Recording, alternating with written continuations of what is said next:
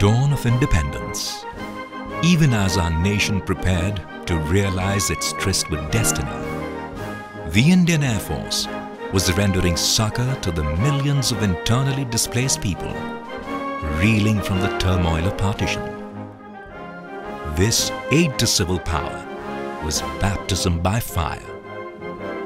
The nascent Indian Air Force emerged from these situations with flying colors, thus laying a foundation for rendering non-combat related assistance in the future.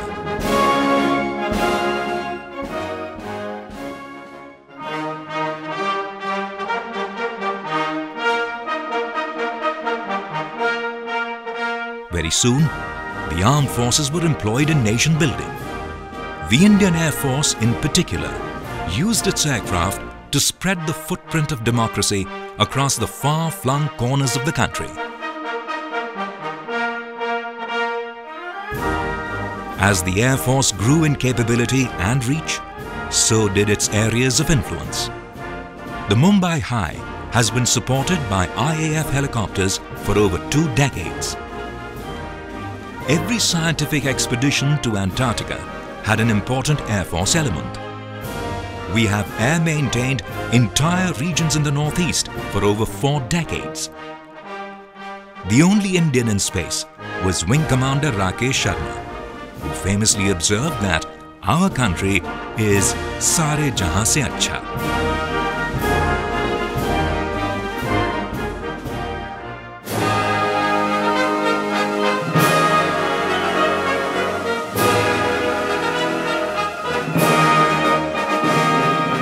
Our vast and varied terrain often faces nature's fury in the form of floods, landslides and earthquakes.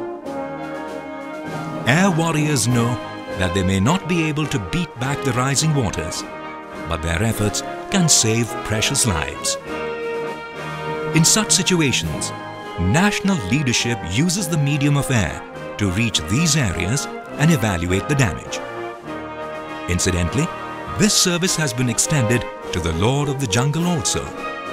Dara, the first tiger in Sariska, travelled on board an IAF helicopter.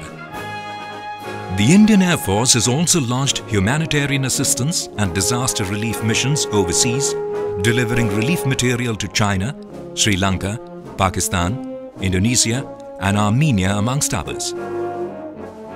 When Hurricane Katrina hit the shores of USA, IAF Illusion 76 aircraft carried relief material for the affected victims.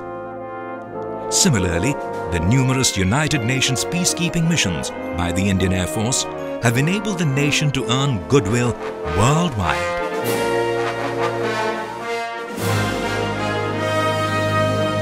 This book is a humble tribute to their gallantry and indomitable fortitude, a spirit which has come to epitomize the Indian Air Force. The Chief of Air Staff, Air Chief Marshal P.V. Naik, envisioned this project nearly 2 years ago.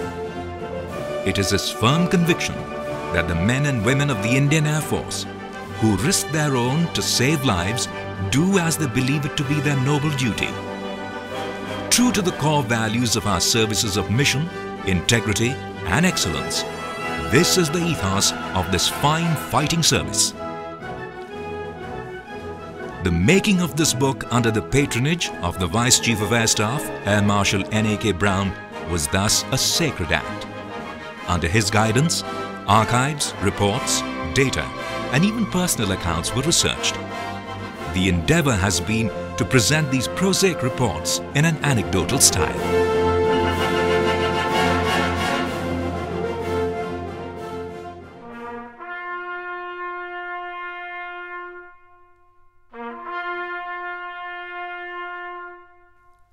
The accounts contained in this book are historical in significance because they contain a key narrative of the efforts that have built this nation.